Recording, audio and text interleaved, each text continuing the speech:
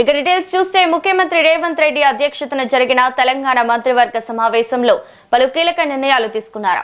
ధరణి పోర్టల్లో జరిగిన అక్రమాలపై సమగ్ర దర్యాప్తు కోసం ప్రత్యేక దర్యాప్తు బృందం ఏర్పాటు చేయాలని కేబినెట్ నిర్ణయించింది. బుల్లెట్ ట్రైన్ అలైన్మెంట్ మార్పులతో పాటు పాలమూరు, రంగారెడ్డి, దేవాదుల, చిన్న కాళేశ్వరం, సీతారామ ప్రాజెక్టుల సవరించిన అంచనా వ్యయాలకు ఆమోదం తెలిపింది. డిగ్రీ కళాశాలల్లో ఖాళీ పోస్టుల భర్తీకి అనుమతి ఇవ్వడంతో పాటు గ్రామ పంచాయతీల ఆదాయం నేరుగా వాటి బ్యాంకు ఖాతాల్లో జమ అయ్యేలా చట్ట సవరణకు కూడా గ్రీన్ సిగ్నల్ ఇచ్చింది. కొంచెం స్లో చేయి, స్పీడ్ ఉంది.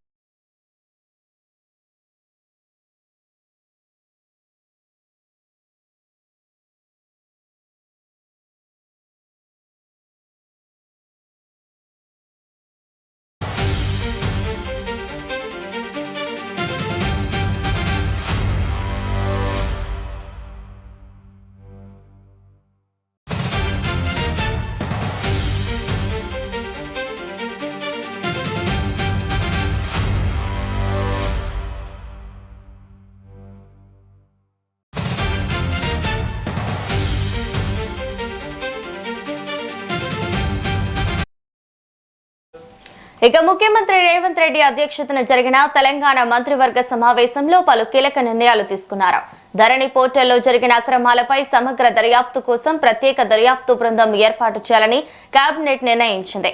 బుల్లెట్ ట్రైన్ అలైన్మెంట్ మార్పులతో పాటు పాలమూరు, రంగారెడ్డి, దేవాదుల, చిన్న కాళేశ్వరం, సీతారామ ప్రాజెక్టులు సవరించిన అంచనా వ్యయాలకు ఆమోదం తెలిపింది. డిగ్రీ కళాశాలల్లో ఖాళీ పోస్టుల భర్తీకి అనుమతి ఇవ్వడంతో పాటు గ్రామ పంచాయతీల ఆదాయం నేరుగా వాటి బ్యాంకు ఖాతాల్లో జమ అయ్యేలా చట్ట సవరణకు కూడా గ్రీన్ సిగ్నల్ ఇచ్చింది. ఇక ఇదే అంశంపై మరింత సమాచారం మా బ్యూరో చీఫ్ శేఖర్ ఫోన్ ద్వారా అందిస్తారు. శేఖర్, తెలంగాణ క్యాబినెట్ కొన్ని కీలక నిర్ణయాలను తీసుకుంది. అవి కనుక ఒకసారి చూసినట్లయితే, ఒకవైపు తెలంగాణ రాష్ట్రంలో ఎలనినో ప్రభావంతో ఏర్పడ్డ వర్షాభావ పరిస్థితులను ఎదుర్కొనేందుకు చర్యలు, వాటిపైన ప్రధానంగా చర్చించింది. ప్రధానంగా దానిపైనే తెలంగాణ క్యాబినెట్ ఫోకస్ చేసింది. వాతావరణ మార్పుల చేర్పులపైన ఒక పవర్ పాయింట్ ప్రజెంటేషన్ వాతావరణ అధికారుల ద్వారా కూడా ఆ పూర్తి వివరాలను నిన్న క్యాబినెట్ లో చర్చించింది. అయితే ఈ వర్షాభావ పరిస్థితులను ఎలా ఎదుర్కోవాలి, మరోవైపు అంటే కీలకంగా ఈ ఎలనినోకు సంబంధించి రాష్ట్రంలో ఇప్పటికీ 40% వరకు వర్షపాతం లోటు నమోదుంది. కరువు పరిస్థితులు ఒకవేళ తలెత్తే ఏం చేయాలి, అలాంటప్పుడు అంచనా ఎలా వేయాలి అంటూ కూడా కేబినెట్ కీలకంగా దాని అంశంపైనే చర్చించి దీనికోసం కేంద్రానికి లేఖ రాయాలి. ఈ ఎలనినో ప్రభావం పైన రాష్ట్రంలో జరుగుతున్న రైతులకు ఎలాంటి ఇబ్బందులు ఎదుర్కోవాలనే అంశాలపైన కేంద్రానికి ఒక లేఖ రాసి ఆర్థిక సాయం కోరాలి అని చెప్పేసి దానికోసం ప్రత్యేక ప్యాకేజీని కోరే ప్రయత్నం చేసేలా క్యాబినెట్ ఒక ఆలోచన చేసింది. దానికి సంబంధించి కూడా కొన్ని కీలక నిర్ణయాలు తీసుకున్నారు. రైతులకు, ప్రధానంగా తెలంగాణలో రైతులకు ఈ ఎలనినో ప్రభావం వల్ల ఆరుతడి పంటలు సాగు చేయాలని క్యాబినెట్ ఒక సూచన చేసింది. అంతేకాకుండా తాగునీరు, విద్యుత్ పైన కూడా ఒక ముందస్తు ప్రణాళికతో వెళ్ళాలి. ఎక్కడ ఇబ్బందులు జరగకుండా నిరంతరం విద్యుత్ను ప్రసారం చేయాలి. తాగునీటి సమస్య తలెత్తకుండా చర్యలు తీసుకోవాలని అధికారులను ఆదేశించారు. మంత్రులకు కూడా ఇదే అంశం పైన ఒక ప్రత్యేకంగా చొరవ తీసుకోవాలంటూ కూడా ఒక తీర్మానం చేశారు క్యాబినెట్ లో. అంతేకాకుండా కేంద్ర సహాయం అందిస్తే రాష్ట్రానికి ఇది కీలకంగా ఉపశమనం లభిస్తుంది ఎలనినో ప్రభావం పైన అంటూ, లేదంటే ఇది తెలంగాణకు కొంచెం ఇబ్బందికర పరిస్థితి. ఎందుకంటే 40% వరకే ఇప్పటి వరకు రాష్ట్రంలో 35% అంటే ఓవరాల్ గా 40% వర్షపాతం నమోదు కాకపోవడం, లోటుగా ఉండడంతో ఇది తీవ్ర ప్రభావం చూపుతుందని కూడా ప్రధానంగా భావించి ఆ క్యాబినెట్ లో అదొక నిర్ణయం తీసుకున్నారు. ఇక మరో కీలక అంశం ధరణి భూ అక్రమాల పైన సిట్ విచారణ చేపట్టాలి.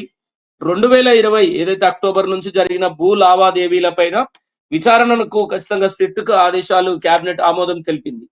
10,000కు పైగా అనుమానాస్పద లావాదేవీలు జరిగినట్టుగా ప్రభుత్వం ఏదైతే చెబుతుందో దానిపైన సిట్ విచారణ కొనసాగాలి అంటూ క్యాబినెట్ ఆమోదం తెలిపింది. ILFS పాత్ర అయింది. డేటా భద్రత విషయంలో, టెండర్ల విషయంలో కూడా అవకతవకల విషయంలో ప్రధానంగా ఈ ధరణి ప్రారంభం నుంచి ఇప్పటి వరకు జరిగిన అవకతవకల పైన విచారణకు 10,000కు పైగా అనుమానాస్పద లావాదేవీలు ఉన్నట్టు ఇప్పటికే ప్రభుత్వం గుర్తించింది, కాంగ్రెస్ ప్రభుత్వం. అందువల్ల దీనిపైన సిట్ విచారణ విషయంలో కీలకంగా ఒక నిర్ణయం తీసుకుంది. కీలక నిర్ణయాలు ఈ మంత్రివర్గ సమావేశంలో. అంతేకాకుండా ఇంజనీరింగ్ పనుల్లో కొత్త విధానం, ప్రాజెక్టుల విషయంలో ఏదైతే గత ప్రభుత్వంలో జరిగిన ఈ ప్రాజెక్టుల విషయాల్లో ఏదైతే ప్రాజెక్టుల అప్రైజల్ నుంచి బిల్లుల చెల్లింపులు కావచ్చు, అది సిఎస్ ఆధ్వర్యంలో పర్యవేక్షణ చేపట్టాలంటూ ఒక కొత్త విధానం, పనుల్లో పారదర్శకత, వ్యయ నియంత్రణ, అంటే ఖర్చులను తగ్గించుకోవడం కోసం ప్రభుత్వం ఆ దిశగా అడుగులు వేసినట్టుగా స్పష్టంగా కనబడుతుంది. దాని విషయంలో కేబినెట్ లో చర్చించారు. అంతేకాకుండా ట్రాన్స్జెండర్లకు మున్సిపల్ కార్పొరేషన్లలో కోఆప్టైడ్ సభ్యులుగా ట్రాన్స్జెండర్లకు అవకాశం కల్పించే విషయం పైన కూడా కేబినెట్ చర్చించింది. బుల్లెట్ రైలు, హై స్పీడ్ రైలు కోసం కూడా హైదరాబాద్ లో అంటే నెట్వర్క్, హై స్పీడ్ రైలు నెట్వర్క్ ని అనుసంధానం చేసే దిశగా భవిష్యత్ మౌలిక సదుపాయాలను దృష్టిలో పెట్టుకొని ఆ దిశగా కేంద్రం నుంచి ఆమోదం తెలిపే విషయంపై నిధుల విషయంలో ఆ భూమి అలాట్మెంట్ కోసం దానికి సంబంధించి బుల్లెట్ రైలు అంశం కూడా ప్రస్తావనకు వచ్చింది.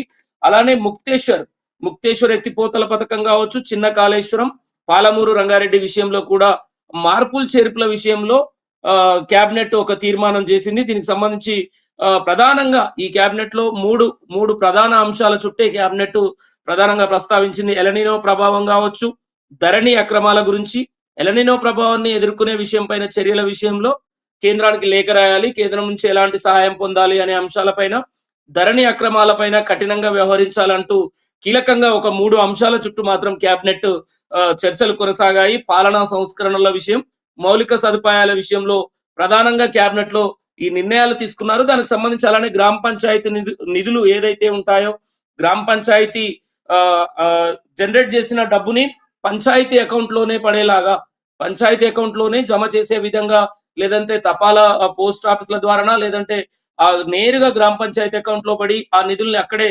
వాడుకునే విధంగా గ్రామ పంచాయతీలకు సవరణ 2018 గ్రామ పంచాయతీ చట్ట సవరణ కూడా కేబినెట్ ఆమోదం తెలిపింది. ఇలాంటి కీలక అంశాలపైన కేబినెట్ మాత్రం నిన్న తెలంగాణ కేబినెట్ కీలక ఆమోదం తెలపడమే కాకుండా కొన్ని కీలక నిర్ణయాలు కూడా తీసుకున్నది రవలి.